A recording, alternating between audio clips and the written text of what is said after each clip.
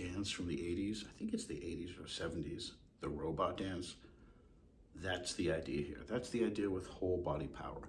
The whole body is moving as one unit. It's funny, but that dance really typifies it. With all of these 3 punches in this combination, starting with the jab, this is a power jab. So we're not in a perfect boxing stance. We're not rhythming in and out. It's more like we're in the corner. We're getting our head beat in by a much bigger opponent. Worst case scenario. And then from this position where you can't really punch that well from, certainly not as good as this position, we're gonna drop, we're gonna slip jab. We're gonna drop this slip power jab, followed by an uppercut. The uppercut can be a knockout liver shot, or it can be an uppercut to what they call the chin, which is really not the chin, it's the mental foramen. It's the one exposed nerve point in the on the skull.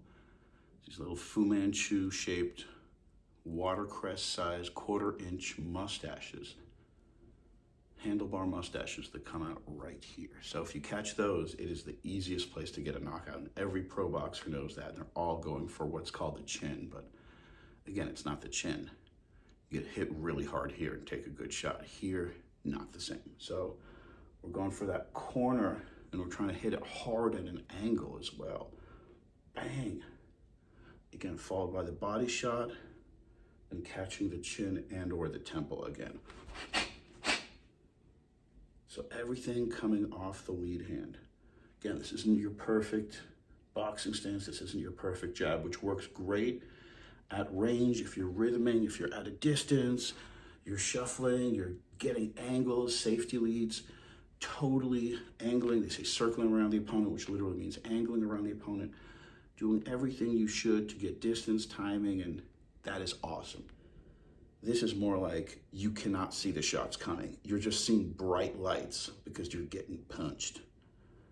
So when that's happening out of this stance, we go to like this emergency peekaboo stance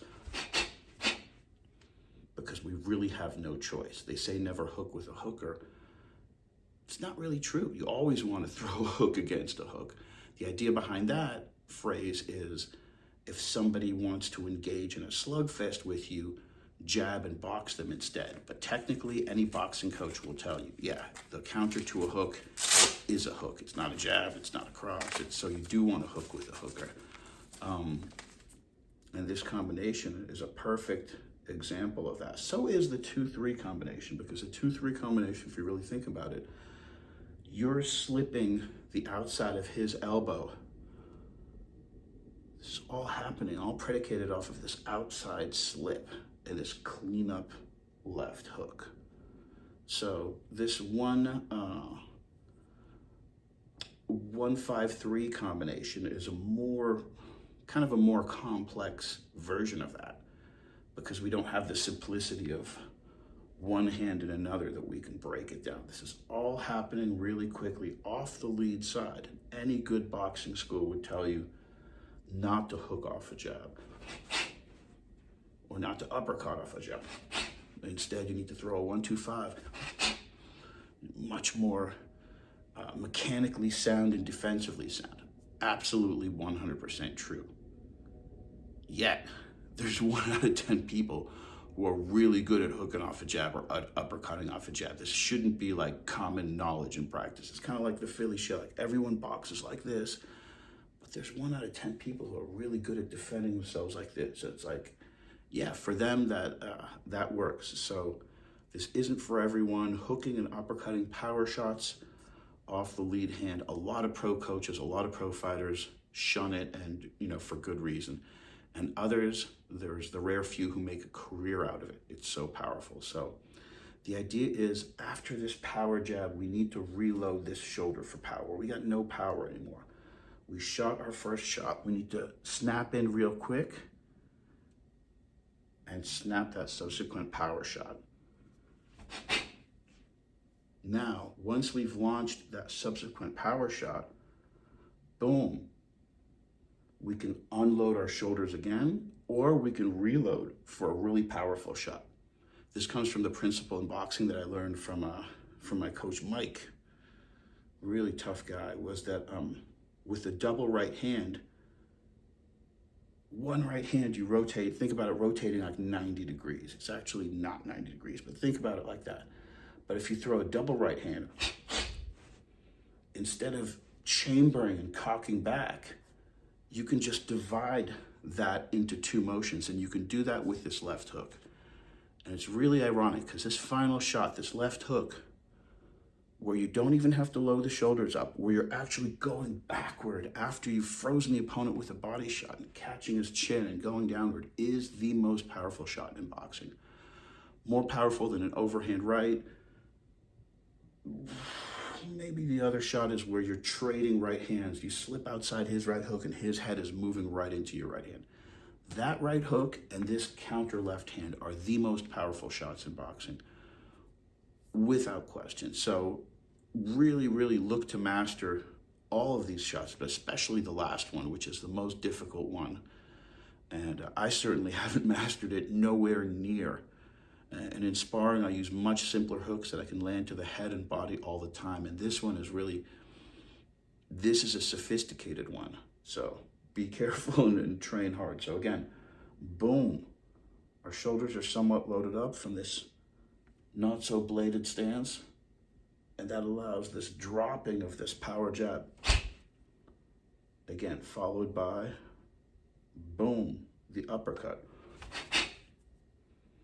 And finally, the finishing shot, the precision left hook, where all we're gonna do is lift our elbow, look to use our index finger knuckle. This is not like holding a beer mug and hitting with all the knuckles. That's how I usually throw a hook, it works great. This is not that. This is a much more precise laser beam shot where we're looking for a target with one knuckle, and we're really seeking to land that target because we've already frozen them with the 1 and the 5. That's put him in place so that we can land one more shot before getting out of the pocket, and that's going to be this power hook. And I talk about this a lot. This hook maybe doesn't have the power of like crazy like Joe Frazier, Mike Tyson hook, but it's got a lot more accuracy. It's slower, less power, but it's so much easier to knock people out finding their temple or their chin this way than it is this way, I found. This way, you're just basically slapping somebody in the head. Like your knuckles don't really line up with any targets per se.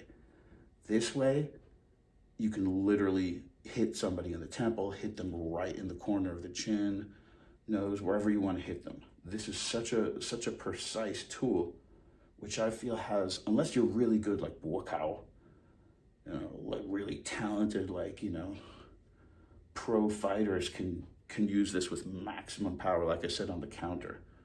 But just with regular hooks, I find this has more power. But the more I train, the more I find that this is really the sophisticated laser beam target finder. So again, we're gonna put all three of these punches together. And we're not just gonna throw them as an aggressive weapon. This isn't a type of combination you're like, use it to set up power punches. No, this is more like I said, you're in the corner, you're already taking damage. This is one of those, you're gonna take out the freaking hammer, you're gonna take out the big guns and stand your ground for a few shots before pivoting out. And of course, after you throw any 3 punches, you wanna pivot out to your left, throw a double jab or shuffle over to your right, get into their body and, start to establish these, we call them circles, but they're really like angulated perimeters, like octagons around the fighters. Big circles that we make and small circles.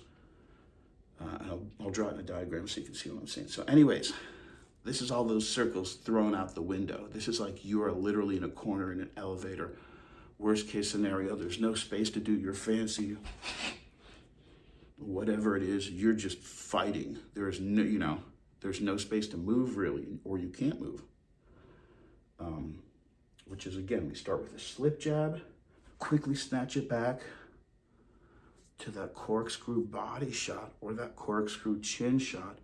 Boom, boom. This is what I explained not so well. It can either be boom, boom, or it can be boom, boom. You can already use the fact that you're still pretty loaded up to break down, get all your weight on your rear foot, and really stomp out a cigarette with your front foot this time for that left hook.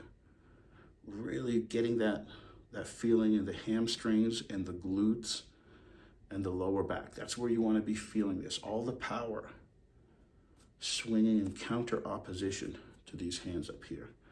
So again, we can do this off of an inside slip jab. We can do this off of a regular slip jab. What's important are these two power punch counter shots. So think about this combination. I know it's a unique one. It's not 1, 2, 3. It's not any other one that makes a lot of sense in the context of two people playing this game right outside of the pocket. And this is more one of those peekaboo style combinations that comes right off of defense and goes right into offense and then comes right back to defense, which is, why I think for inside fighting, peekaboo style is the best. In general, of course, Philly shell and these other more defensive safety lead styles are so much safer. Of course, I recommend boxing instead of fighting stylistically, but you don't always have a choice with that, and you always